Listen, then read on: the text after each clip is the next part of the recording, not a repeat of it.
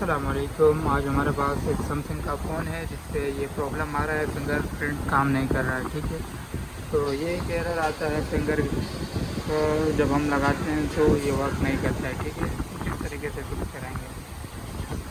ये देखो, ये फिंगर और ये प्रॉब्लम आ रहा है। तो अभी हमने सबसे पहले इसकी फ़ाइल हमने डाउनलोडिंग पे लगाई हुई है। ठीक है, लेटेस्ट वर्जन की जो फ़ाइल है वो हमने डाउनलोडिंग पे लगाई हुई है। तो अब हम चेक करेंगे फ्लैश कर फ़ाइल डाउनलोड होने में थोड़ा सा टाइम लगेगा। ये सैमसंग का A16 मॉडल है जो फिंगर पे प्रॉब्लम कर रहा है। न्यू लेटेस्ट मॉडल है, एंड्रॉयड वर्जन 16 है इसका।